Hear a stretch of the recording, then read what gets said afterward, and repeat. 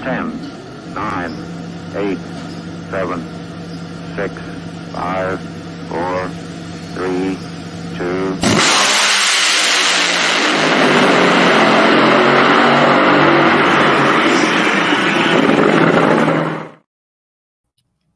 It is, once again, the Competition Plus Power Hour live here on Tuesday night on the CompetitionPlus.com platforms. I'm Lee Kraft, a.k.a. the Monday Morning Racer, and over there on the other side of your screen is the assistant editor for CompetitionPlus.com, Mr. Darren Williams Jr., a.k.a.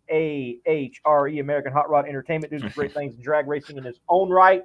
And as always, plenty to cover in drag racing. As you saw at the start of the show, we're going to have Jacob McNeil, who is driving in the Scott Palmer camp as of late in Top Fuel, on the show. Chat with him for the first time on the Power Hour. And then we also do have another guest slated, Mr. Brian Bolander, which has a interesting role in the world of drag racing, Darren. Yeah, for sure. Two big-time guests here tonight on the Competition Plus Power Hour. Like you mentioned first, Jacob McNeil, top fuel driver, rookie top fuel driver. And I'll tell you what, racing for Scott Palmer, in the few races he's attended so far this year here in 2023, he has definitely impressed. So I'm excited to have him on the show and pretty much talk to him and pretty much talk to him about his, his rise to top fuel. I love getting that story. And then, like you mentioned, Brian Bolander, he's a big guy in the world of drag racing, works with the GOAT, the 16-time world champion, and does a little racing himself. So I'm excited to hear his story as well. For sure. Going to be good to chat with these individuals. You know that Jacob's already got to have some good Scott Palmer stories. For sure. As even the short amount of time he's been over there. And Brian's got to have some good John Force stories as long as he's been working with that camp as well. So looking forward to the show. Now, Darren Williams Jr. has a great show in his own right inside the NHRA that breaks down, in particular, the NHRA national events. Is a national event in review. You can catch that on his platform or even right here on CompetitionPlus.com platforms. So if you want to know more about the national event that just took place in Heartland Motorsports Park, Topeka, Kansas, go check that out. We're going to break down some particulars tonight instead of overall. Darren, I want to start here. It seemed to me that there was an unease this weekend to this being, in fact, the last national event at Heartland Motorsports Park. That this one didn't seem quite as in stone as a Houston or an Atlanta or other events. And we've already seen the possibility of venues turn around to be capable once again of holding NHRA national events, though those things haven't been finalized. But I recognized round one, it seemed like every driver in their winter interview would mention, we want to come back here. We're not done racing here. Statements like that were made. Speaking with someone in the media room, they had been talking with drivers, asking about this as the last national event, and he got that air of they didn't want to really talk about it, or that there was an unease about it, or that they were trying to be positive that it would be a return instead of a complete done with type of situation. Did you get that sense over this past weekend? Well, I talked to you Sunday morning, and you kind of told me during the rain delay, that long rain delay Sunday morning, I called you just to kind of see, what's going on, what's the update. And you told me, he was like, it's not definitive that the doors are going to shut, pretty soon. And you actually told me that this track isn't being bulldozed either. It's going to stay here. And so if there's a chance, there's a chance. Hopefully it is. I've said this plenty of times. I have roots in Kansas, grandfathers are from Kansas, stuff like that. So Heartland Park, Topeka, Kansas is one of the racetracks I've always wanted to get to. Unfortunately, wasn't able to make it this year, but if there's a chance to go back in the near future, I would love that. It's a beautiful racetrack. That tower is one of the best towers on the tour. I love me a good tower. That's one of the best ones. And so if there's a chance, there's a chance. Look at Phoenix. We thought that was pretty much a done deal, but hey, there's a possibility. So if there's a possibility we can go back to Heartland Park, I'm all for it. I am as well. It is a unique track. Look, I think they could use a little more shuttle services for everyone, but overall, it is a very nice facility. And I have to agree with you. The way the tower and the ground is worked into the tower, and you walk over staging, and you really feel like you're coming out underneath the tower into the drag strip to race at that facility.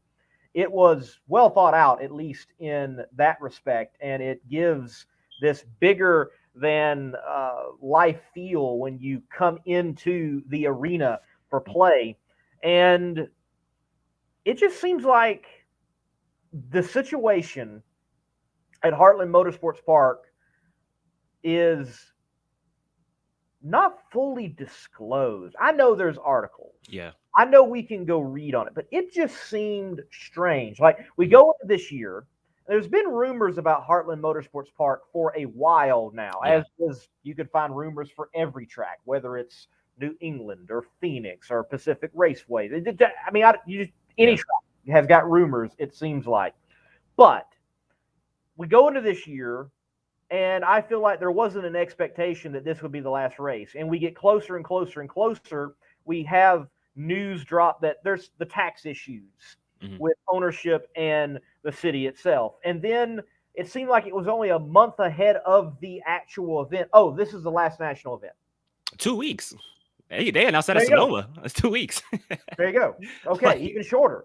So it just seemed rather rash, if I may put it that way.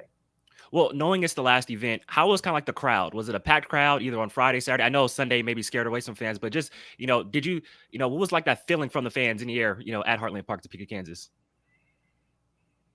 Well, it was not packed. I will be clear about that. Granted, you're talking about triple digits every day, and then the day in which you didn't have triple digits, you had to deal with weather, all right? And whether that was, though we got the event in, it prolonged the entire day, and it was weather all around the track that it didn't look safe to be in, to be honest. It did not look good at all. And if you've lived any time in the central part of the country, you know how nasty storms can be, especially in Kansas. I know it was remarked over the PA, Alan Reinhardt, Joe Costello, others kind of remarking, hey, we've been in some weird weather events. Our own Bobby Bennett has mentioned he was there one year, a tornado came through, and they mentioned one year that there was significant hail damage on like everybody's car. So you can get some nasty storms. So you had a lot of factors going in. Again, go back 2 weeks. You're not marketing the last very long and building up this, come and experience the last race. You had triple digit temperatures. Granted, I think last year was warmer, but it was hard to tell. It was a toasty race. And we can talk elsewhere that if this event comes back, I think it needs to have a different date. I think it needs to be a true night race, because once the sun goes down, it gets rather comfortable, no matter how hot it was in the day. And weather-wise, man, we missed it. Yes, we missed it in that we got the event in, but I'm still in Topeka, actually. So I was here yesterday, and I'm here today. Yesterday was like mid-70s. Today was mid-80s. Beautiful weather. I'll tell you what.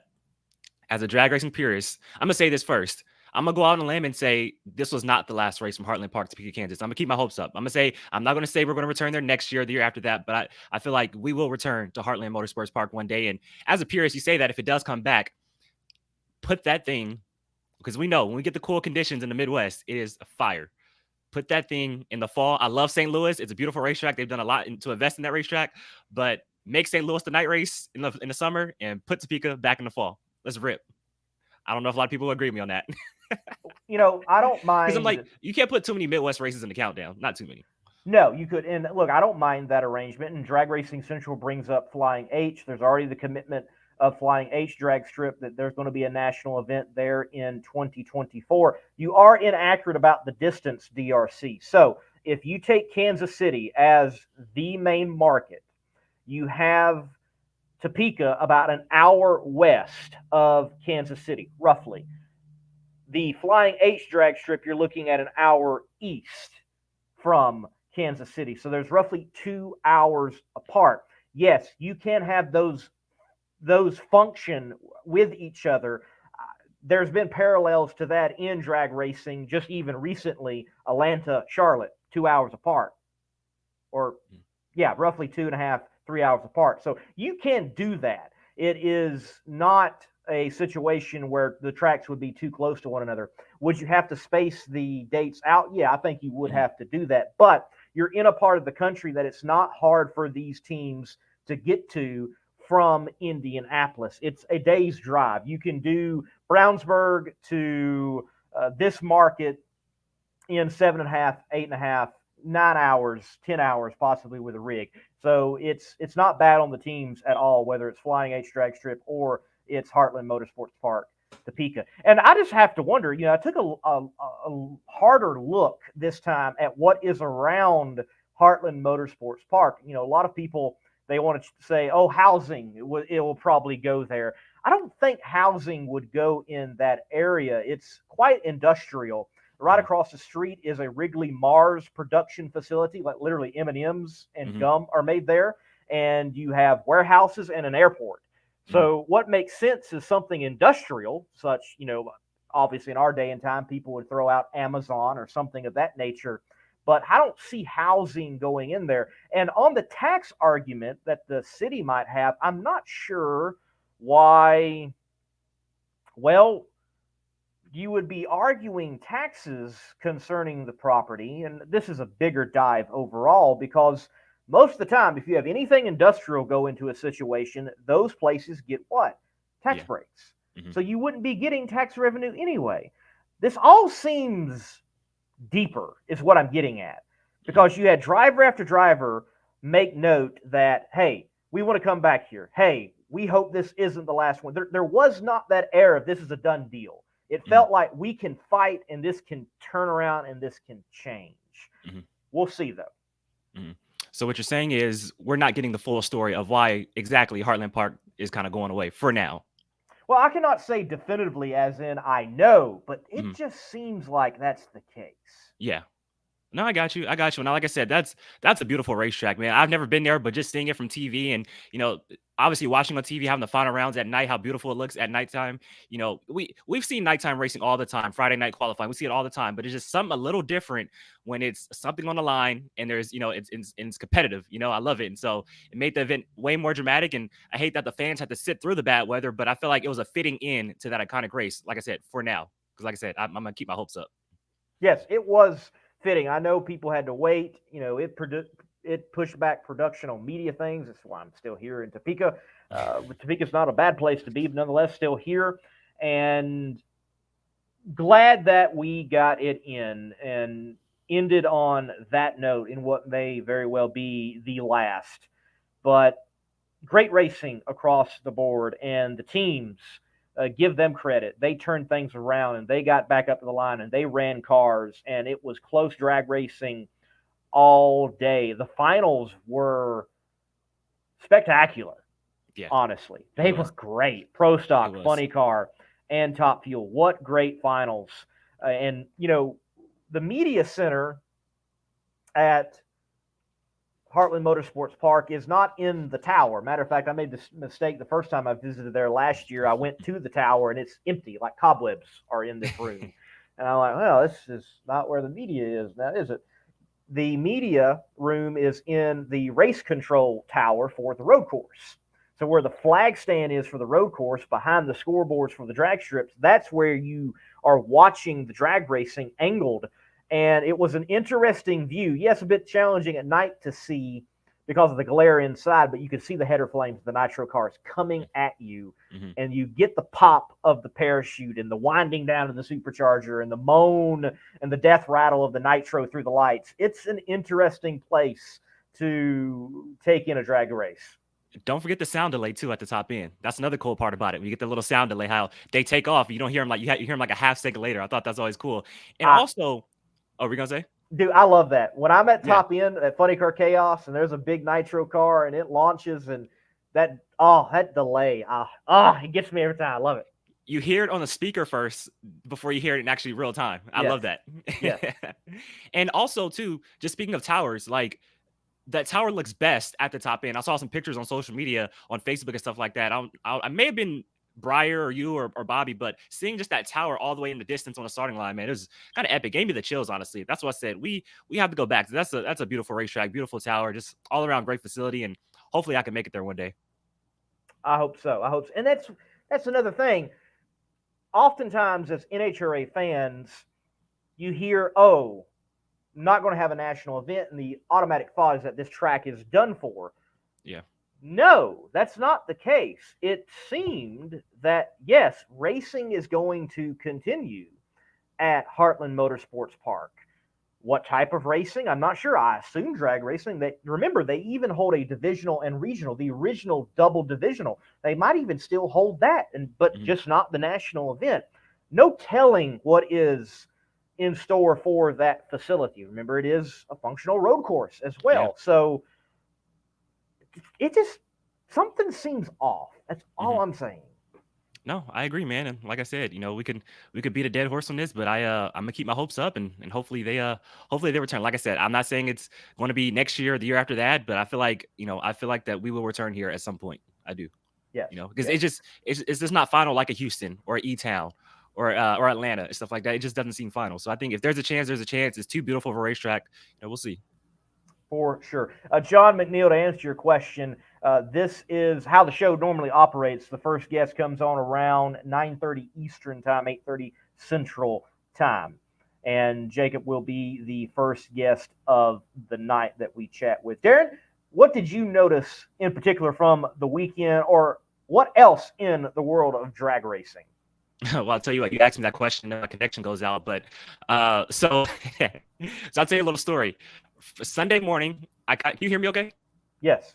Okay, so Sunday morning, we knew the weather wasn't that great, right? We looked at the radar. It's like, hey, it's not looking too good. So I definitely knew it wasn't looking good. So I'm texting you, I'm texting Brian, I'm texting Dave. Well, there's a local basketball league that I go to out here. It's a summer basketball league with a lot of pro players. So I'm like, hey, since we're not racing, I'm gonna go to this basketball game, kind of get some basketball in. And as I'm watching the game, Dave texts me and said, hey, 40 minutes from Top Fuel Eliminator. I said, you got to be kidding me. Like, I thought it was going to be a watch. And so I head back home. I rush back home, get to the front of the TV. I tell you what, from start to finish, shout out to Fox for being live from start to finish. I mean, it's amazing. Brian Lones and Tony Petrogon did an amazing job. The guys and gals in the Camping World Series put an amazing race. And I'll tell you what, first off, Justin Ashley, that's a bad dude right there. 6 wins in a year, back-to-back. 11th of his career, has won half of his races so far in 2023. It'll be a battle between Steve-O and Justin. And, man, I'm looking forward to the countdown. But I'll tell you what, Justin Ashley and that whole Phillips Connect Top Fuel team, they are countdown ready. They're ready to contend for a championship. They are ready to contend for a championship, certainly, but we do live in an era where we have people like Robert Hight have a dominating season in 2022 and not win a championship. It matters in the end right now. They certainly are ready for it, but it matters in the end. With Justin Ashley, though, I love the storyline that he delivers to a part owner in the team now, a man with so much history at that track, a Wally that was 30 years in the waiting. I was able to interview Jim Epler, 30 years since him going 300 miles per hour for the first time ever in a Nitro funny car at that facility. He did it in 1993. There he is in 2023. And he remarked regularly in interviews, and he said it in the interview that I had with him with the Peak Pit Note for CompetitionPlus.com, unfinished business. Because he goes 300 miles per hour, round two, burns the car to the ground. They were not able to make the semifinals at that event, did not have a shot to win the Wally at that particular race that he made history at. Justin Ashley, with a stellar performance, delivers that Wally to Jim Epler. That is cool. Cool storyline. And like you mentioned, Jim Epler never won at Topeka, so that's one race he really wanted to win, especially like you said, running the first 300 mile per hour run in Nitro Funny Car. But Justin Ashley, he was on his game like he always is. All 30 reaction in the old 30 range all day long. Brittany Force was no slouch in the final round either. She had a pretty good light in the final round as well. But just speaking on Justin Ashley, 5 Mission Foods wins, 6 wins on the year, points leader. You mentioned Robert Hight. This will be a disappointing year if he doesn't win the championship.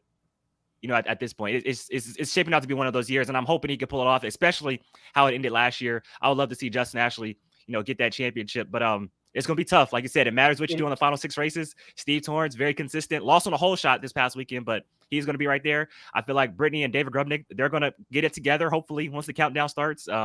It's going to be wild at Top Fuel in these final 6 races, man. Watch out. Consistency still matters. Yeah. And that's why Steve Torrence is up where he is. He has been extremely consistent. Has he been dominating the way in which we understand and can recall and we think of concerning a Steve Torrence? Well, no. But consistency wins championship. And honestly, Darren, it doesn't matter across the board in motorsports, it seems, no matter how they want to change the point system, no matter what the motorsport is, consistency just matters. Oh, for sure. You've got to be consistent at the right time, or just be frankly dominating at the right time.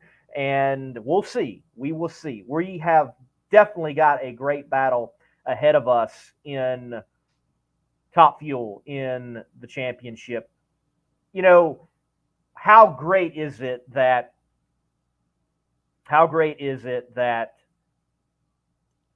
the final round of Pro Stock, the final round of Pro Stock was between Greg Anderson and Erica Enders for what we supposedly have at this point, the last national event at Heartland Motorsports Park. And Greg was not lifting for any reason. He was not lifting. He was not going to lift. He was not going to. He wanted to win that race. He was not lifting. He was willing to wreck his. He probably not wreck his race car, but he was not going to lift. Hugging that center line in the final round. But I'll tell you what, Greg was on his game all day long in the reaction time. Actually left on Troy Coughlin, and I believe it was the second round. Yeah. And but when Erica Enders got the advantage on the starting line in the final, I was like, hey, good night. It's over. And it definitely was. But like I said, Greg, he wasn't scared, kept his foot to the floor, and he was not lifting. And I respect him for that. I respect him. Yes, I do. I respect him for that. I mean, when was the last time you saw parachutes from a pro stocker take out blocks?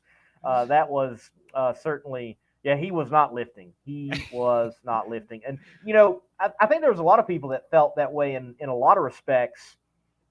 Bob McCosh, his exit in the semifinals, he was not lifting. Mm-hmm. I mean, that car was going center line, and he did not lift. Won championship on the line, and then you got to think Columbia, Missouri is not far from Topeka, Kansas. That's where his dealerships are. That's where home is. I'm sure he wanted that national event as well. Randy Davis, yes, Maryland International Raceway. Funny Car Chaos is coming. I'm looking forward to being there as the pit reporter for Funny Car Chaos, and that is not this weekend, but the weekend after next, and we're certainly going to be talking about it in detail, whether it's right here on Competition Plus's Power Hour or on Between the Slicks or on Chaos Live and elsewhere. Maryland International Raceway, a world-renowned facility that is going to be hosting the first ever East Coast Funny Car Chaos event. It's going to be spectacular.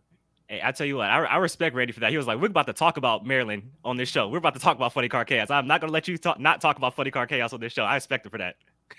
Good job, Randy.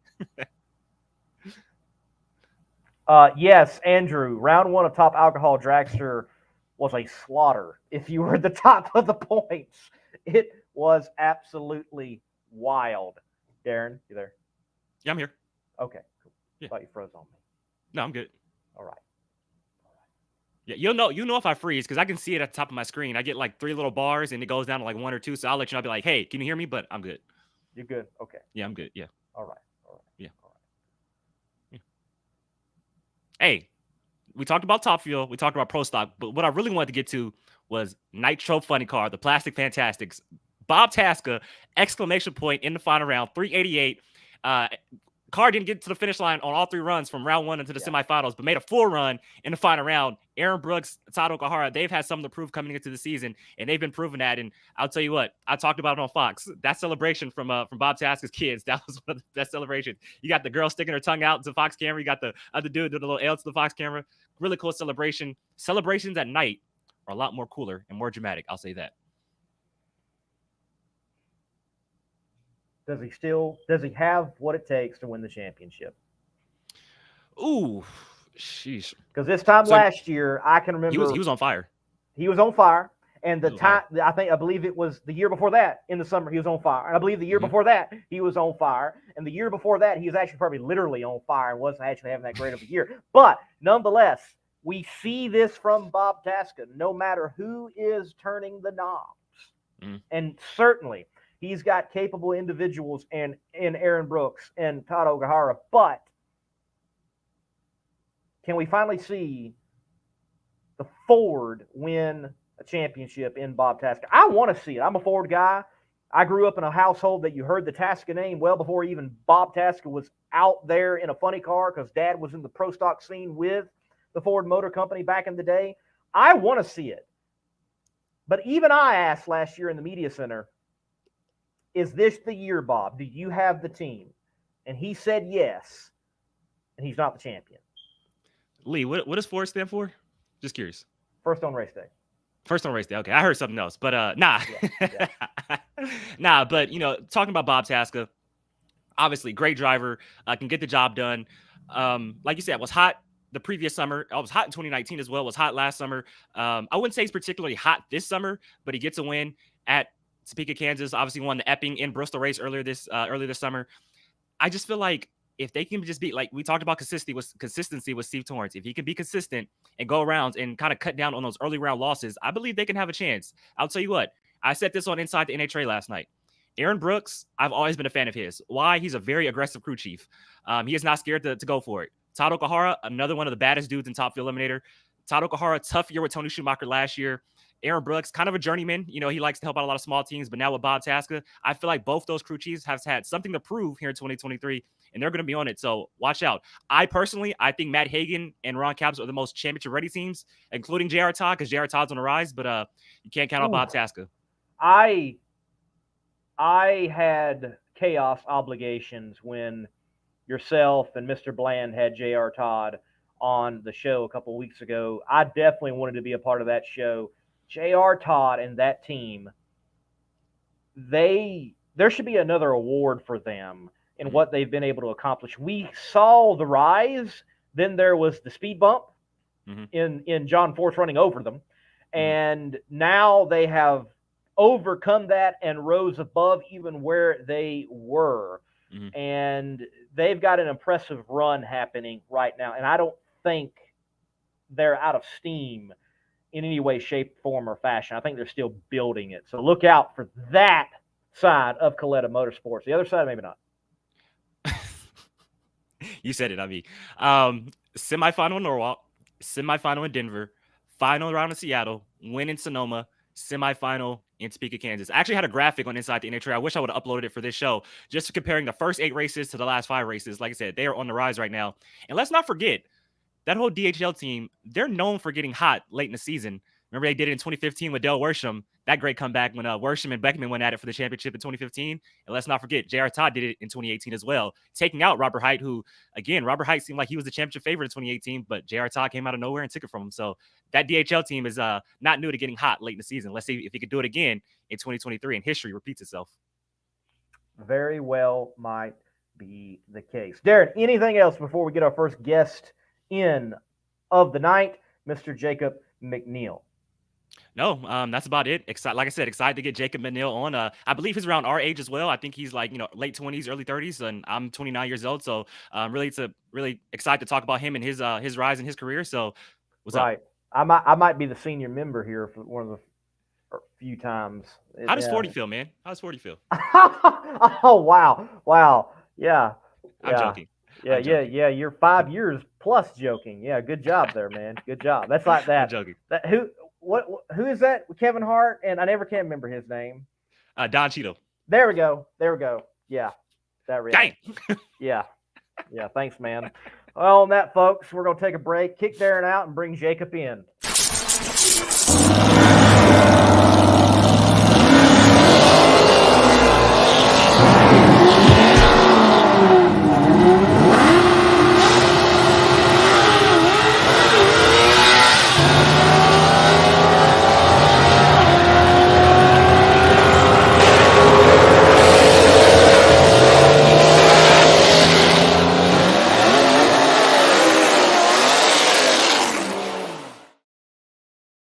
Jacob, man, welcome to the show. You What's and up? me. You and me. No, we'll Where'd bring he go? Darren back. Yeah, we'll bring Darren back in here. Such a We hater. might as well. Yes. You a hater, man. You a hater. Man, he was talking about, hey, does 40s hurt or no? Like, tell me about it. I don't know. I'm not there yet, so I'm good. He's in denial, Jacob. He's in denial. I can yeah, see, I'm does in denial. 30s hurt? I'll be 30 next year. So does 30s hurt or no? Tell me. Like, what do I got Dude, to the prepare 30, myself? 30 and look, when you hit 30, things do begin to change. It's still good. I feel like I'm in the prime, man. I'm prime time right now, and I'm leaving Hey, my 5 hairline, years. my hairline is 40, so I understand. I feel you. Yeah, my hair good. Whether it's here, it's all good. Yeah. I trade you. I'd take the 40-year-old hairline right now. Hey, and Lee, he's 29 driving a top fuel dragster. I'm 29, and hey, what am I doing? I mean, dang, you know. Yeah, trying to play pickup basketball games. Exactly. Hey, I What a did life. that 2 weeks ago. I still do that too. So Jacob, man, look, this past weekend at Heartland Motorsports Park, Scott Palmer's got 2 cars out there in Top Fuel. Give us the rundown of your weekend. I know I was hanging out over there a good bit, interviewed Scott Palmer, and that's just a cool camp to hang out around. Look like you had fun. Your weekend. it was a weekend. It was definitely a challenging weekend. You know, the conditions were hot. The track was everything you could imagine would be hard for a crew chief, for a driver, for being stuff off in a car for so long and freaking being hot in there, man. It was rough.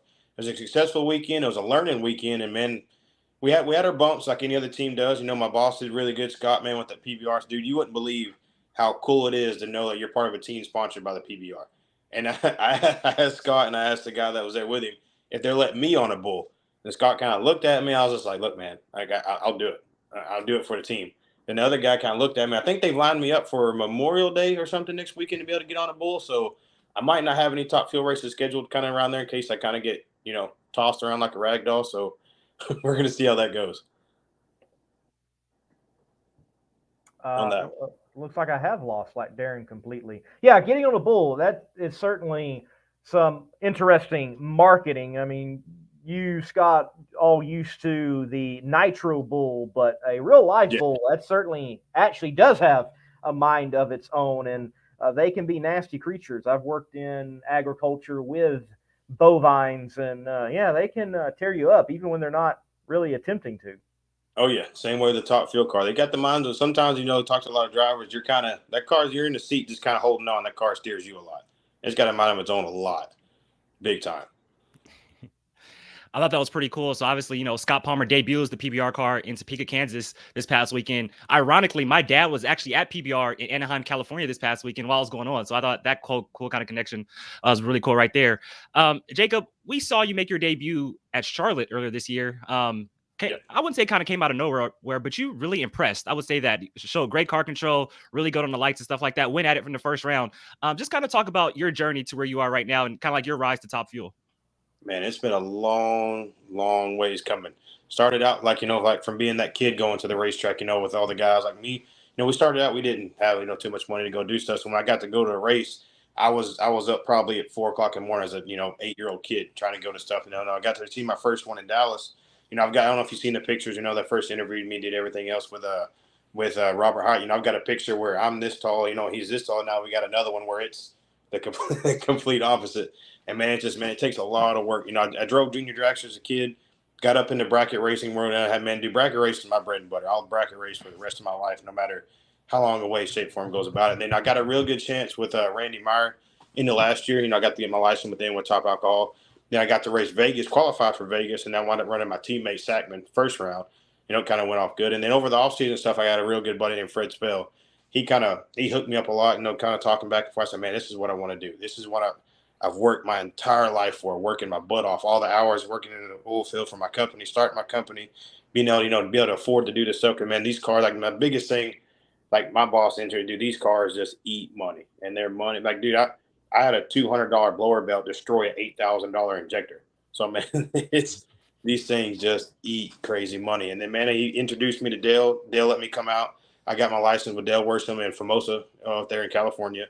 And got to talk, and then me and Scott were going to do a race together at the racetrack. And we got to talk, and I told Fred, man, I really want to drive for him. He's like, what are you talking about? So I met Scott back in a divisional race in 2012, my first ever divisional race. And man, he didn't know me. I was just a little, punk kid over here. I was still fangirling, at 18 years old, trying to talk to all that. And then I got a song there, and I said, man, just help me try. Let's see what we can do. And then, Scott kind of kicked it around a little bit, because, he had a great deal with Alex Laughlin. But Scott, he's got a lot of stuff going on between both of the Nitro Pro Mods, his Pro Mod, his Top Fuel stuff. And the man does it all. It's freaking crazy. You ever go to a shop, you see all the different cars and all that. You'd be a kid in a candy shop going all that stuff. And then I got my license, and then Scott kind of gave me a call back. Said, man, why don't we just try a couple, see how you do? And then, man, he let me come work with the team, let me go to the World Series of Pro Mod race where, he freaking now that Corvette looking like this whole way down the track. And, man, it was like one of the coolest things I've ever imagined.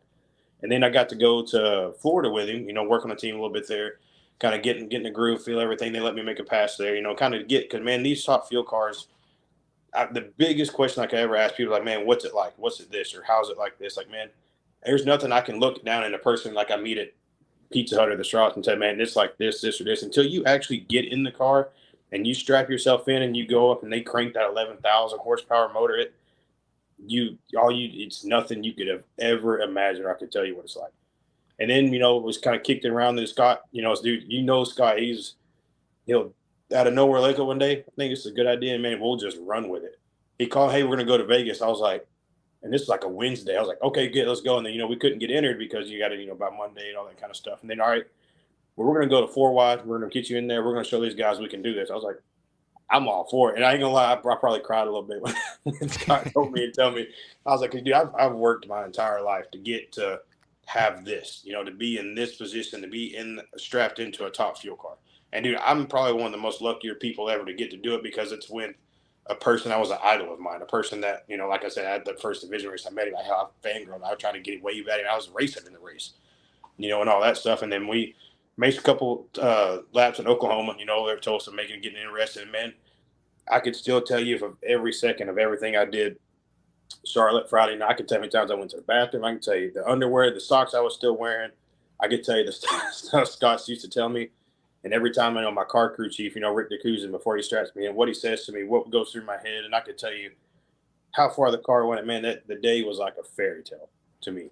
And then, man, it kind of went on, and I was up on the wheel. I was trying to drive aggressive. I was trying to make it everybody know, hey, I'm not here just to be here for a little bit. I'm here to actually I'm here to run. I'm here to race. I'm here to be able to compete. Because, man, I've got good parts. I've got good stuff. I've got a very competitive car with Scott. Scott's been competitive in the world of Top Fuel for longer before I can even have a driver's license, And, dude, we did really good. We did, man. We were hauling butt. We were doing good. I was good on the tree. I was up on the wheel. Then come in the first round, I got way ahead of myself. Because me, I'm a bracket racer. If you can win, lose, die, everything by the tree. And to me, I try to make that one of my biggest, strongest points is being on the tree, being up there, giving us the help, giving us, until I get used into this car enough and enough. Because there's been I can tell you 2 times where I was still behind the car. This car accelerates so fast. If you don't stay ahead of it, you're done. Like you ain't nothing you're going to do. And, and then I still learn stuff. I still catch new stuff. I get a tire smoke or a tire shake. What I need to do, how quick do I need to react? You don't have time to think at all in these cars whatsoever. Like none. You think you might as well just look because you're done. The car bobbles. If you're not on top of it, catching it, you just got to live. Because there's been one time I kind of got close to it. I always, like I tell Scott, man, I will take it as far as I could ever take it if I don't feel safe. And one kind of part I probably took it a little too far. It was at Charlotte, it was Q3. It was pretty close. Scott kind of got back. He's got that look. You just kind of like, I'm going to knock you out. You ever do that again? So I was like, but, man, and we did good. We did competitive. In the first round, I was up on top of the wheel. As soon as I staged, I got everything together, and, man, I was going again, and it was me. And plus, dude, I was bragging about my life, man. I was being that young, dumb kid, that first one doing this, man. I was on this, I was on that, and it did. It shot me in the foot. It's bad, and, dude, I could tell every look of the crew. Scott and the whole crew would have took a rookie and won his first round of racing if the rookie didn't shove his foot up his butt. You know what I'm saying? So that one was on me. So going into my next race, Chicago, I kind of had a chip on my shoulder. I wasn't worried about light off as much as it was as keeping the car straight so Scott can tune that car up. But, I'm still learning. I'm still rolling. Scott's doing the most important, best thing for me is my safety and my as a driver. And, for his car. We're stepping on more and more and more the farther we go, the faster we go and all that stuff. And, man, Chicago, we were getting after it. One of my personal best CT, personal best mile per hour. Then first round come up, against Justin Ashley. That dude's the best in the business. And reaction time, best in the business. And, dude, it's just a badass team. You can't ask for a better combo than what they got going on. And I kind of look over at it, and, dude, all of a sudden, like you do, I get in the car, you can't tell me no different. I'm the baddest thing ever walked the face of this planet. Me and my team, I'll go to war with all of them. There's 3-4 teams come at us at once. Me and my 6 guys, we're going to fight every single one of them. And I don't think for a doubt in my mind we can't take them. You know what I'm saying? And, dude, I've got the coolest set of people behind me. Every time, like I said, with Rick Bacuzin, every time before I go, he starts the car, he sits down at the head of the car, he grabs my arm and tells me a different thing each time, or tells me this. And dude, it gets me so you would think he just shoots a shot of adrenaline inside of me. And then when we took him out, it was freaking you would thought I won the championship. Heck, I fell out of the car, even on the freaking big end. That stuff. When I got up, my feet caught it, and I rolled up out of it. And it just, man, that day was just awesome. Going into round 2, we backed it down, and then it played out to where it was a really, really successful weekend. The car came back clean every time. We had good, besides when I destroyed the injector. So we're not going to talk about that one now. That was a big accident. Yeah, we had a $200 blow-up belt destroy an $8,000 injector. We got back, and Scott's like, "What?" I just kind of looked up and did this, and he just Scott just did his thing and walked off like nothing. I think he's just about seen it all. And then he kind of looked at it. I don't think it fazed him. He's like, "Oh, that's just another thing." So, and man, then coming into Topeka, man, we had a really good shot. We've got both cars. We're coming out of Virginia with our match race stuff, debuted to back the car again. That Dom could do. You should see that. If you hadn't went and looked inside of that car, you could eat off of it. It looked like one you bought off the showroom for. How all the wires and everything just run nice and neat. Man, it is freaking beautiful. Then plus you throw all the PBR stuff on top of it. You look at that thing like, man, you need to go showcase that thing. You don't need to be out here top fuel racing it. And man, we had a really striking note. Smaller teams like us, Scott can tune that car to outrun with any of them.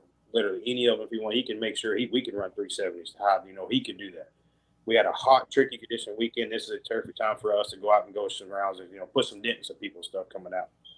We did things kind of going back and forth with that. Q1, Q2 going into stuff, and then going in. Scott got in, and then round 1. Look, Scott Palmer beating the winningest top field driver in the world. So it shows the integrity of a lot of this team and stuff that we got going on. Man, we have a lot of really good stuff coming up in the future for everybody, especially with the races we have coming up. All right, folks, that's Jacob McNeil. We're going to let him go. He's explained everything for the whole season and gave us the project. No. Thank you for that rundown, Jacob. And look, what a fascinating rise and introduction you've given yourself into the sport, and definitely doing it with one of the coolest cats in all of drag racing, Mr. Scott Palmer. But I do want to take time and bring back up someone you mentioned, Fred Spell. Yeah, he's one cool dude in his own right. How much tequila had he had in him when you asked him about some help in getting licensing and running that car? I think plenty enough to where I think he called 6 different people before he called the right one about what we were trying to do. Because he called me back. He's like, "Hey, I got this." I was like, "Fred, who in the heck is that?" He's like, "We're doing this." I'm like, "I don't know who that is, Fred." He's like, "Well, let me call this other." I said, "All right." I said, "Man, why don't you just call the guy we were sitting there talking to on all of this?" So, and then he kind of got to, dude, Fred, I love the man to death. He's a character. I could call it if I was here at home in this interview, my power went out. I know I could. He lives probably 45 minutes from me, and he would be here to help me. He's one of those friends you love to have, but you love to have him around. And you love time. You look at him. You're like, I need what this man is on. You know what I'm saying? It is ridiculous, but he's he's helped me a lot. Yeah, man, with friend advice, talking to the right people, doing the right stuff, man, he's helped me a lot. He really has. Fred's a cool dude, the individual that owns Spell Paving. Some of you may be familiar with that brand in the drag racing world because it's the title sponsor of the Spell Paving Funny Car Chaos Championship Tour. If you're in the Dallas-Fort Worth area in a 500-mile radius and you need something paved, even a Whataburger, call Fred Spell. Oh, yeah, he's on the front of our dragster, too, on the front wing, man. It's pretty good. Hopefully, if we ever get, because to the point if I ever get to where I get to run a full season, these guys are going to have a handful. If Eric, Scott's got a lot of stuff going on with all his stuff. He's got his, like I say, his other cars, all that stuff. If he ever wakes up one day with a wild hair and wants to run a full season again, and I got the back and to go a full season with him, these guys can have a really big handful in their time with both of us coming together at a full swing at them. That's the ultimate goal one day to have. Lee, that was a heck of a sponsor plug. I just want to say that before I ask Jacob this next question. That was really good. But you mentioned, running a full season, Jacob, and correct me if I'm wrong, but obviously Alex Laughlin, drove this car the past few years, and from what I know, I heard that Scott was actually thinking about kind of taking a step back with that car, but it sounds like once you came on the scene, he's really been kind of energetic again and try to get this car out even more. So how cool is it to have a guy like Scott, fully behind you and fully supporting you? Oh, dude, I feel the best I could ever. I could say, like I told you earlier, I take this team and this guy that I'm on with fully, and dude, I'll go to war with any of these other teams. Once Scott, I know internally feels I'm ready to go 360s, low 370s on a consistent basis, these guys are gonna have a really big problem on their hands. All right, I like it. Especially have this cornbread Fred Texan coming out, coming at it. We're gonna keep working at it. We're gonna keep working at it. I mean, if you haven't met all the crew guys on our team, dude, they like this weekend. They did 2 complete qualifying runs. We had enough time for guys for one team. They put my car together, put his car together, and they both went up there, fired up, went down the track running.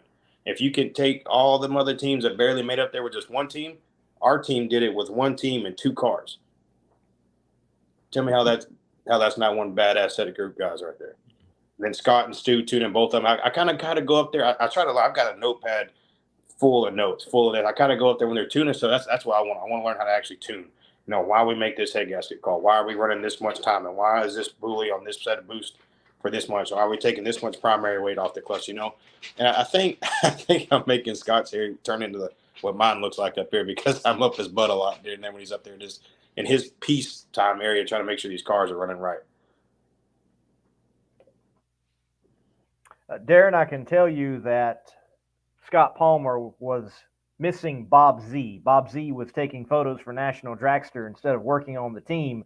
And if Bob Z was there, they would have went and got the Wally. Both cars would have won. I'm just saying. Oh, hey, Scott let me work on the car. I got to torque some heads, even though he kind of came over, was looking at me, making sure, he didn't let me too far out of his sight. He looked at me. He's like, "What'd you do that to?" I was like, "I did to this." He's all right.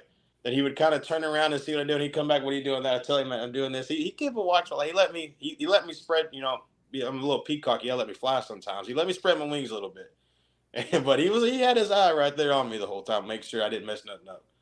Because these are some pretty parts to kind of mess up, especially when you throw 11,000 horsepower nitromethane to it.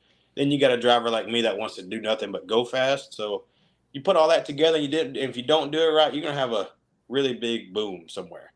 And knock on wood, I ain't had that yet. So,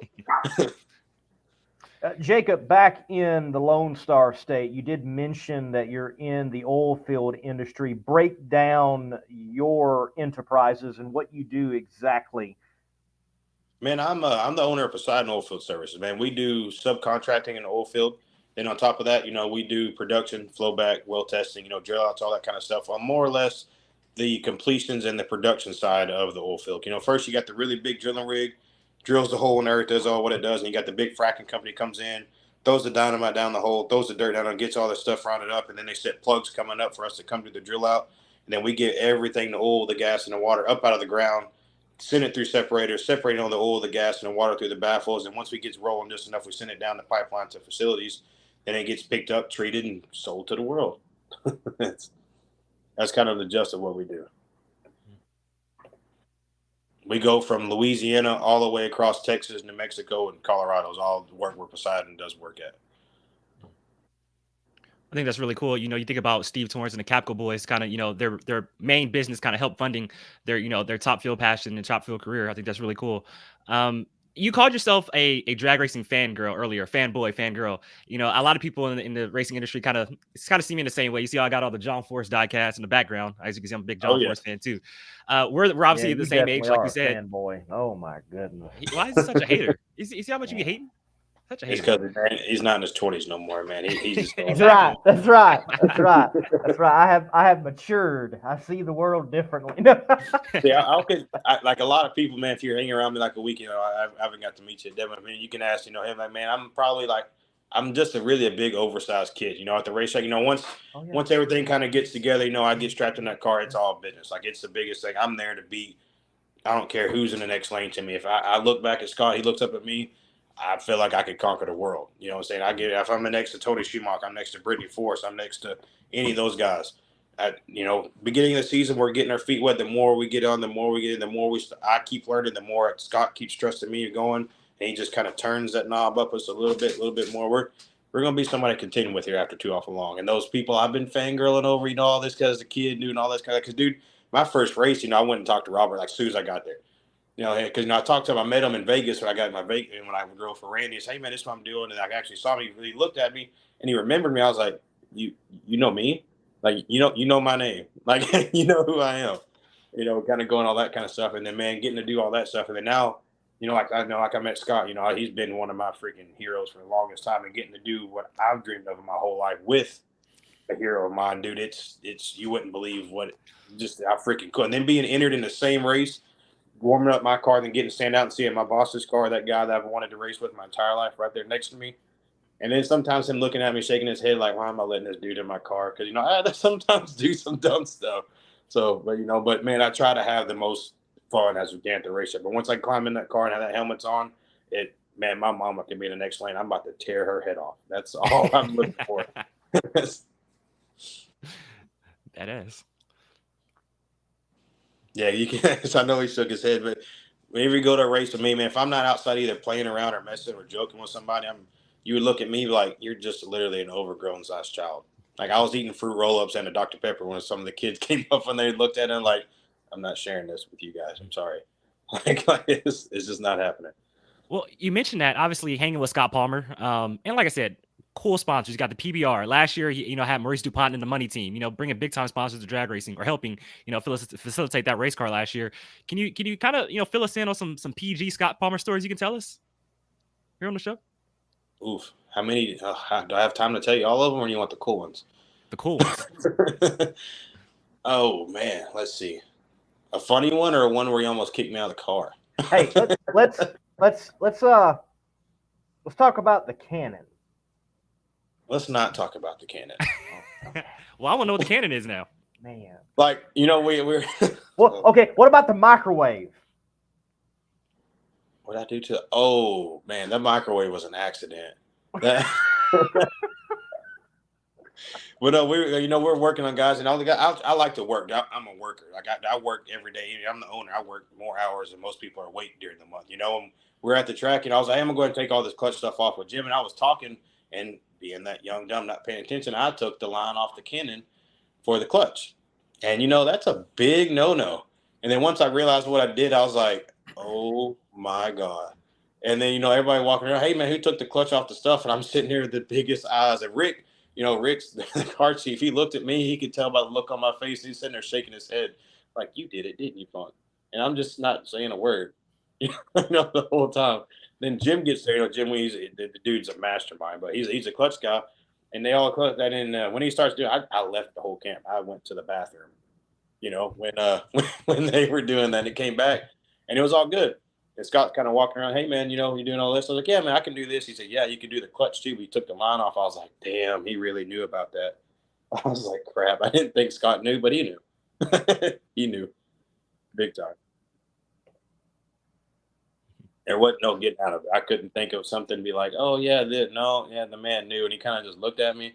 And Rick knew. Rick's not a snitch. Rick will take it a little bit while unless it's something dumb I really do. And then Rick was kind of doing this, and I kind of tell that Scott looked up. I was like, oh, God. I was like, yep, he knew. He knew. So it was a big Jacob, time. Man, like I said, this is the first time I ever met you, and it's really cool to see the passion from you and the excitement. It looks like you're just having the time of your life right now, having fun, and I really think that's really cool. Kind of fill us in on when we can see you again this season. How many more races, and what's the next stop on tour for you guys? I'll be at Dallas. Dallas is my next race. I get to Scott's got a bunch of stuff coming up for match racing, and then he's got. I don't give me a line. I'm not sure what he's running, but I get to work on a car in his supervision. I'll phrase it. I get to do odds and stuff when he lets me out because we got crew guys that can do the stuff in their sleep. I'll get there. I'll be there working. Stuff he lets me dumb and do and be a part of. Like even if I don't get the race, I want to be there with them, helping all that kind of stuff as much as I can. But no, my next race, I'm like, because I don't have that. So it will be Dallas. Will be my next one. I know Scott. I think Scott's doing Indy. I think I'd lie to you if I told you for sure. But I think he's doing a couple more races this year, and then we'll both be at Dallas. Plus, we'll have the Stampede Speed Race where we'll be at. He'll have like you're going to be so many cars that you didn't realize Scott owned so many cars. There's going to be like freaking 8 or 9 cars in our one pit, and you're going to look at all this like, where does this come from? And I'm just going to sit here and do this, because I know where all this stuff is. But no, that's gonna be my next one. What I one year is that's my goal is to run a full year and all that stuff. But man, that's I know my next one's gonna be Dallas, and that's the one. Like I've told Scott, oh yeah, man, have me ready for where I can look at you in the eyes and say, trust me to make this mother run, and trust me in your car to make sure this thing, if it's capable of going in the 60s, you can trust me to do it. Or I can look at you and say, man, I'm ready. Let's get after it. To where if we lose, it's my fault. Because I know Scott can tune with any of these guys. If Stu's there helping, plus when Dom comes in, dude, if they are all 3 masterminds together and I do my job, we're just as good as any of the ones sitting out on the rest of that tour. And we've already shown that this year already, winning rounds going here, being competitive here, me being up on the car driving here, Scott tuning the car where it makes consistent. I've made more runs down the track than I have smoked the tires. And that's like y'all talked about consistency. More of the consistency I get, and the more comfortable I get up on the wheel driving, trying to get off the line, cutting the tree, keeping the car straight, and Scott can turn the car up more and more and more, man, Dallas is going to be a really big showing for us.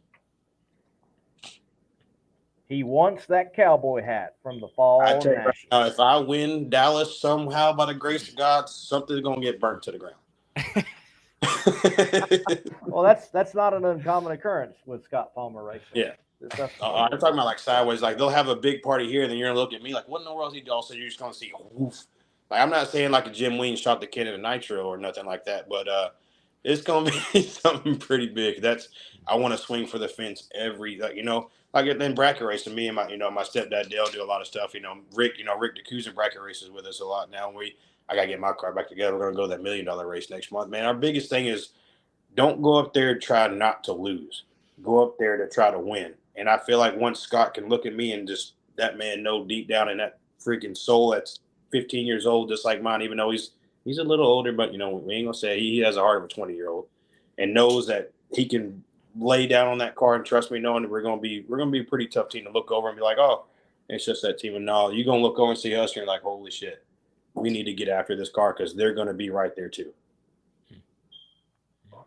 I like it. Jacob, thank you for your time. And Fred Spell wants an autograph, so get that to him. The dude tried stealing my socks and my shirts and told me to sign it, and he wanted some kind of, I don't know. Hey, man, the dude, I don't know, man. He probably has some hidden pictures somewhere or somebody. If you go to his new house, go with caution. There's a cooler full of Bud Lights, and he has his own personal stash of stuff on the side. Him and Adam Rhodes, they kind of got their little thing going on with their whole Bud Light. But you don't judge nobody.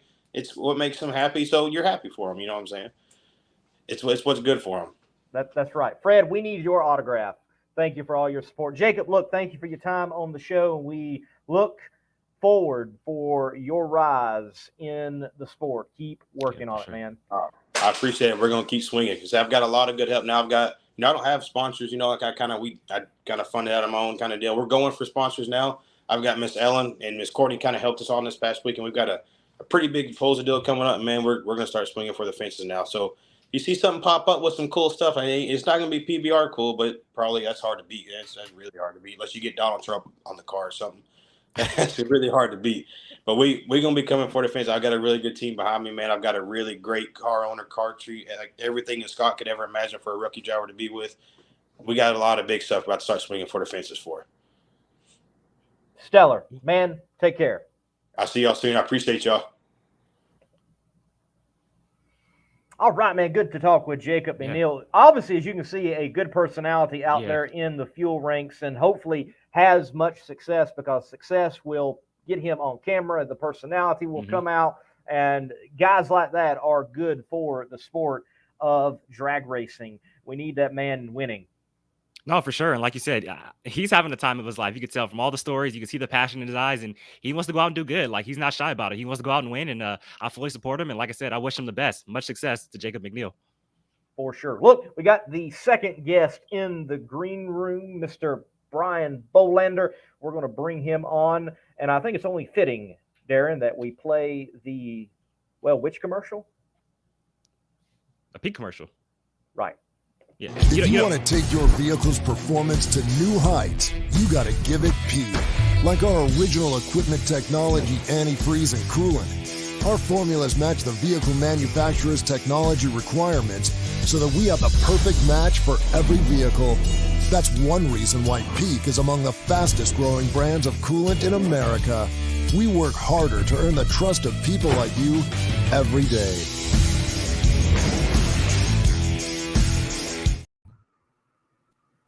Mr. Bolander, welcome to the Competition Plus Power Hour. And before we go any further, explain to everybody what you do. Oh, geez, where do we start? Well, good evening, gentlemen. Thanks for having me on the show. It's good to see you. Darren, good to see you. And Lee, I know we caught up a few weeks ago. Well, it's been a couple months ago now in Charlotte. We're going into Chicago. So appreciate being on the show. What do I do? A little bit of everything. I get paid to go make the Peak brand and the Blue Dev brand as prominent and as visible as possible. And I do it through lots of different sports properties, from NHRA to grassroots motorsports to things like Sick Week to even now. It's funny, you just had Jacob on talking about PBR. Even through the teams deal at PBR, we've got a program there. So that's what I do in the most simplistic way I can answer it. Interesting that there is a professional bull riders connection with Peak and Blue Death. Fascinating. I mean, is that the safe antifreeze with the bulls that they can consume or something? No. No, but you got to think about just looking at the marketplace. I mean, there's a lot of parallels between what we do in NHRA and what we do, from a bull riding standpoint.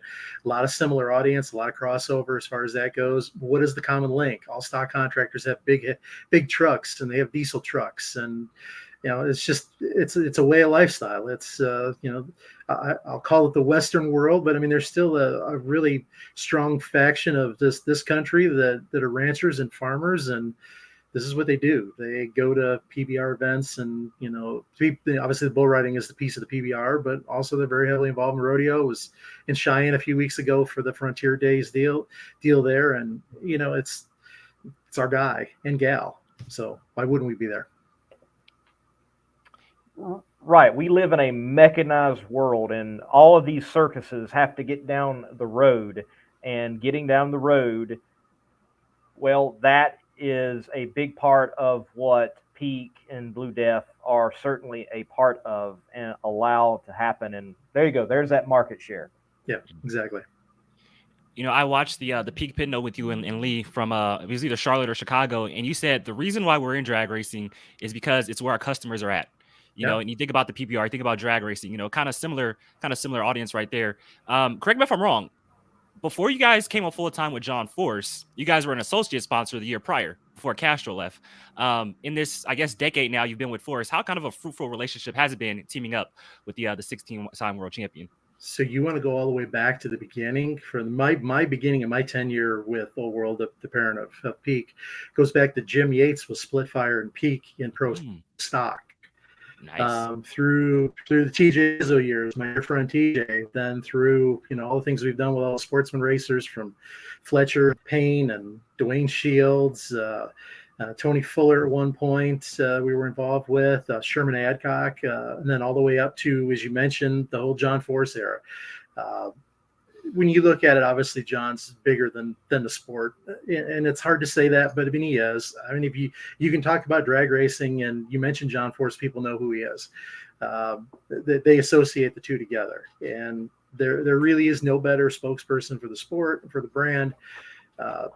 And what I love about the guy is he's as genuine as they get. He's probably the smartest businessman I've met. You don't think that when you look at him from the outside, but I know him from a different level than most, and he really is. He gets it, and he gets it better than anybody else out there in the sport. Well, you work for two of the craziest or wildest personalities in drag racing, obviously with John Force, and then obviously having the partnership with our boss Bobby Bennett, two out of this world personalities. How do you kind of keep sane dealing with those two guys? Bobby's easy. Bobby's a buddy of mine. We go way back. force, I've learned how to manage force over the years, so it's fine. There's many a days I feel like I'm his therapist and he's mine, so it works out just fine. Okay. I love it. Oh, I can only imagine the tales that could be told that we certainly don't have all the time for here. I on will go to my grave with a lot of Four Seasons. That's all I'm going to say. There you go, folks. Going to the grave with some of these tales. Well, you not only have a passion for motorsports on a marketing side and element, you have a passion for motorsports and actually sinking your teeth into it or gripping your hands around the wheel in motorsports. So bring everyone up to speed, your involvement and why you are in motorsports and your passion for it. Some road racing, and here recently, some time at Frank Hawley's drag racing school too. Yeah, it kind of goes hand in hand. I grew up in a family that loved racing. My dad drag raced, my uncles drag raced before we were born. Followed local racing, got a chance to race karts as a kid, stock cars in my early 20s. Had this just kind of back and forth road racing addiction, I guess we'll call it, that I've been doing for many, many years. Got a chance to race off road. Going back almost 30 years now, I've always said I wanted to do this drag racing deal because it's what the family's done. It's in the DNA, right? So it's time to go figure it out. And I think it was my third shot of actually going out there and finally taking the plunge and doing Frank's school. And it was one of the best experiences ever in motorsports. And fortunately, I could say that I've won a fair amount of races and championships, and even on the semi-pro stage, I guess you could say, as a class winner in the Mint 400 a few years back. Of everything I've done, drag racing is probably the most difficult thing that I've done in 35 years of racing. Oh, wow. That's interesting. Wow. Okay, you got to break that down. Wow. I led you right to it. So let me tell you why. Let me tell you why. I've held track records in road racing and won a lot of races, like I said, led a lot of races. But here's the one thing, and I think you probably heard this from Tony Stewart too. If you miss an apex in a corner and you lose a little bit of time, think of a road course. If there's 10 turns, there's 7 usually rights, or maybe there's 7 lefts and there's three rights, so whatever the opposite direction. So if you gain a tenth of a second in the 7 corners and you lose a tenth of a second in the other corners, so you've lost 3/10, what's your net loss? So your net gain is 4/10, right? Drag racing, you don't have that opportunity. If that car's not perfectly straight, if you don't leave right and you don't get to the finish line right, and if you screw up any one of these steps along the way, you go home. Simple as that. You don't have a chance to make up for a mistake. If you miss an apex in road racing, you can make it up in the next corner, because we have what we call predictive lap times, essentially, or data acquisition, and it'll actually figure out where you can make time and where you lose time.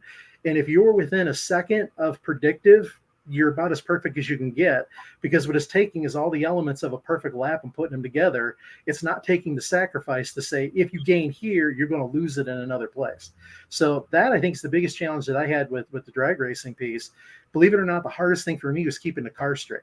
And as crazy as that sounds, it's because all my years of road racing and stock car racing, what do you do in a straight line? You're in the mirrors all the time looking to see if somebody's alongside of you or who's coming behind you. You're looking at the gauges. And the last thing you do when you focus is focus straight when you're going in a straight line. The car's going in a straight line. You're doing everything else you can't do while you're turning. Total opposite in drag racing. You got to focus to that finish line. You got to get to that finish line. You got to keep that thing as perfectly straight as you can to get to the finish line, because if that car deviates, you lose thousands and hundreds.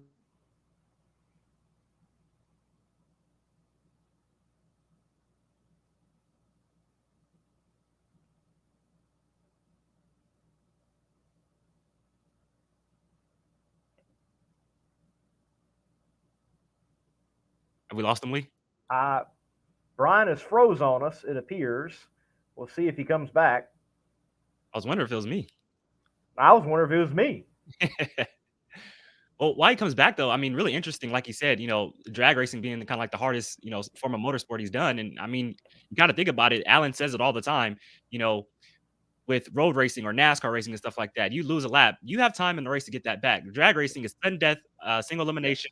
You know, you have a bad reaction time. You don't keep that car in the groove, you're going home. So I could definitely see Brian Bolander's point right there. Or I mean, you have to get your burnout right. You Yeah. have to get all the management with fuel Yeah. on, off. All of that has to be right. So Yeah. yes, it is sudden death. You have to get it right, and we've got him right back now on the Competition Plus Power Hour. I love internet. How about that? So here, bear with me as we make some adjustments here. Of course, the internet crashes right in the middle of this. Where did I leave off? I was talking about how difficult it was to drag race, right? And then you guys picked it up Yes. from there. So where do we leave off? Well, you were speaking on that you're used to looking in the mirrors and focusing elsewhere, going in a straight line, and that in this situation, no, you've got to focus in actually going in a straight line. Yeah, absolutely. I mean, you got to get to the finish line. You've got to do it as perfectly as possible. You know, again, I mean, if you look at bracket racing, I mean, what's the spread in a bracket race? Usually your winner in a bracket race is 10 thousandths or tighter, right? I mean, how much margin of error do you have to screw that up? If you look at the super gas, the super category, super gas, super comp, if you have a 15 thousandths package, you have a better than average chance of winning, but there's a pretty good chance somebody's going to have a tighter package than you even at that. So, I mean, it really comes down to perfection. You have to execute it. And that, I think, to me, is the most difficult part of the drag racing deal. It's making sure that you stay so focused and so laser precision in what you've got to do and be able to execute it. And be able to do it then multiple times under different conditions. So to me, it's intriguing. I really look forward to going out and making more laps and really doing more with it. I was kidding Dan Fletcher the other day. I said, you know, I think it takes you about 50 runs to even have a clue what you're doing and 500 to actually go get a win light if you really want to focus on this. So, you know, when can we see you back out there? You know, what race, what class? And obviously you have a passion for this. You know, can you kind of get John Robert to let you take a ride in the Nitro Funny car sometime? I don't know. I don't know if I'm brave enough to do that, but yeah. But let's just say I'm not a small stature guy, as Lee knows. So you probably won't find me in a dragster anytime soon. I at least have a fighting chance in a funny car because at least my ballast is in the right place. Yeah, he is a rather tall dude, and Yeah. you know, everyone's tall to me, you know, so That is true. Yeah. yeah, that is true. That's true. Short But and 40, man. Short and 40. I'm not 40. Stop that. Now, Brian, you know, getting time in down there at Frank Hawley's drag racing school, everyone mentions with Frank Hawley and his school that, yes, drag racing, obviously, because it's a drag racing school, but they come away oftentimes speaking more on the psychological side of matters. So what did you happen to learn that is going to help you on road racing and, I don't know, even in the boardroom? You know, you really hit the nail on the head. You know, besides what Frank does on the track, I think there's just so much more off the track that he really brings to the table.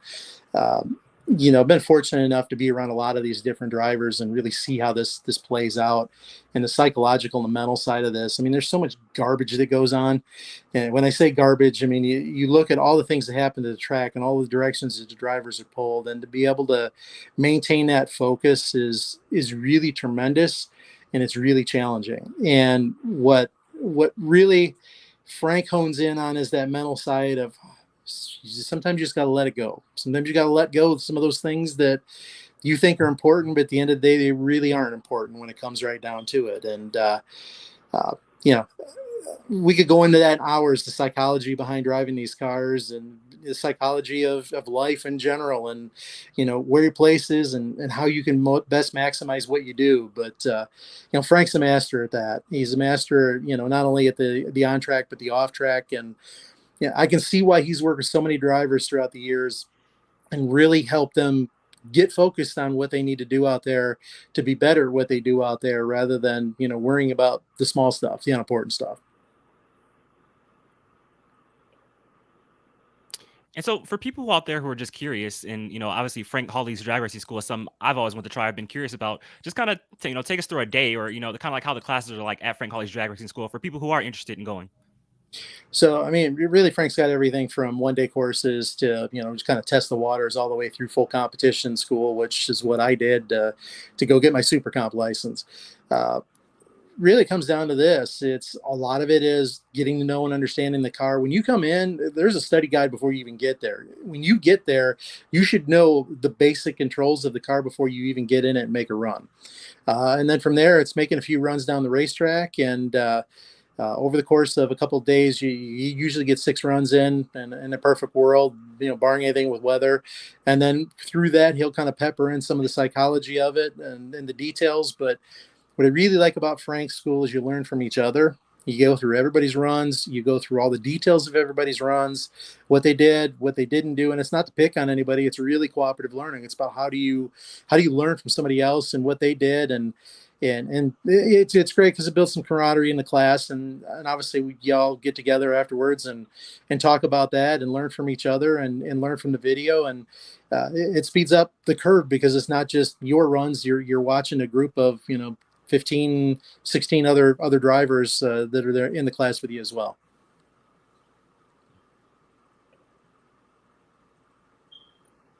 Well, certainly glad that you were able to get the experience in, and I look forward to seeing you on the track myself personally, and seeing Mr. Bolander in competition in drag racing and picking up some round wins as well. Curious, you've gone through the school, you got your super comp license. I mean, have you looked ahead and thought to yourself, hey, I'm going to see if I can rent a car or take my own car and go down to the local drag strip and get into competition? When do you think you might do that? Yeah, we got a couple steps we got to do to get to that point, but yeah, I'm hoping in the next year or so to be able to go out and do that. I joke I'm at a dozen or more races a year, and the way the schedule works out, sportsmen are running when I'm not actively involved with what I do with John and vice versa. So like others, there is definitely a way to incorporate both into the course of a day if you plan your day out right. So, but obviously NHRA has those things called grade points, and you got to get those first. So you got to go run at the divisional level and go get those out of the way to even get the chance to enter a national event. And frankly, I'm not kidding anybody here. With 6 runs down a racetrack, I can guarantee you at this point, I am a first-round loser till I get some more seat time. My good friend Steve Johnson said to me the other day, he says, Brian, the difference between most of the good sportsman racers and the great sportsman racers is 1,000 feet. They can read the decals in the car alongside of them. And that's no kidding. I mean, you've got that much time in the car that you know exactly where you are on the racetrack in comparison to your opponent. And you get that as seat time. That's laps. I mean, you can't just go out there and take your best shot. Maybe you go out there and you win a round by luck because somebody made a mistake, but to do it on a regular basis and be super consistent, you've got to get the laps to know to that level and that degree. And when you think about until you get to pro heads up class or even a comp eliminator, you got to know how to drive both the starting line and the finish line. And if you can't do that, you're not going very far, because everybody out there is as good as they get. And on any given day at this point, there are no easy round wins anymore. You talk to anybody, you ask anybody, or you just look at the competition, anybody can win any round out there when you get to a national event. So you've really got to be in tune with the vehicle, and you've really got to know where you are in the racetrack in comparison to your competitor to even have a shot to be in the race. Brian, my last question for you for the evening, and I think you are a great individual to ask this question because you're going to bring a different perspective than the racer, than the fan, than the media personality such as myself and Darren. You looking at the sport and looking at it as a marketing platform and where we are at, Peak, Blue Def, they are going to be involved in the sport for the foreseeable future. Mm-hmm. And yet we have people on some side saying the sport is waning and it is decreasing. We are leaving a venue that it is said that it is more than likely going to be the last national event at that particular place. And that has been announced many times. And yet you and the people that you work for see value still in said sport. Why is that, and where do you see the health of NHRA drag racing in particular, and then even beyond? Because, well, as you mentioned, OWI is involved in many other areas than just NHRA. So this is how long you got, because it's going to take a while to answer this. I got a lot of perspective on this. We'll start right off from a grassroots perspective. We are involved with the Tom Bailey SICK program. As you know, we brought the Dragon Drive to Chicago with him and Alex and others. On a Wednesday afternoon or a Tuesday afternoon at Byron Dragway in Illinois, you had 3,000 people. On a Wednesday afternoon at Union Grove, Wisconsin, at Great Lakes, you had 5,000 people on a Wednesday afternoon, middle of workday, watching drag racing. You tell me that's dying. Please tell me it's dying. Tell all these keyboard warriors to go turn off their social media and stop the crap. If you really care about it, go out there and go to your racetrack and go check it out and go actually be part of it instead of talking about all the bad things to it. I believe your boss, Bobby Bennett, even said that there's more tracks out there in operation right now than there's ever been. Sure, a handful of tracks are closed. There's no doubt about that. That happens. That's life. There are major stadiums. How many stadiums have been torn down and rebuilt in major stick and ball sports? You want to go down that road? You want to go back and take a look at the economics of the sport, or you really want to look at the demographics of the sport and people that go? I can tell you for a fact, if you measure up the grandstands and you count up the amount of people that sit in the grandstands at Route 66 and the amount of people that stand at the fence, and I can tell you when they're 5 deep at 2.5 feet wide to 660 feet, that's 8,000 people. There were over 30,000 people on Saturday alone in Joliet. When an average NHRA event gets somewhere between 50 and 75,000 people, how many NFL stadiums get 60 to 70,000 people? How many Major League Baseball games besides, let's say, Wrigley Field, it has 45,000 capacity? How many of them are actually sold out? Take a look around at that. Our friends at PBR, great program, but the arenas they go to, one of the biggest is Madison Square Garden, holds 19,000. You take a third of that out for having the shoots and the other things, what are you at? 12, 13,000?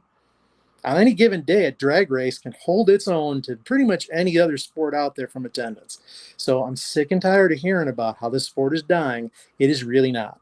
Oh, and if you really look at the data out there right now on social media, we're trending younger than most other sports out there. Why? Because nobody has an attention span. And how long does it take to get our sport done? Less than 10 seconds, less than 5 seconds, less than 3 or less than 4 seconds in the pro categories. So would you like me to continue?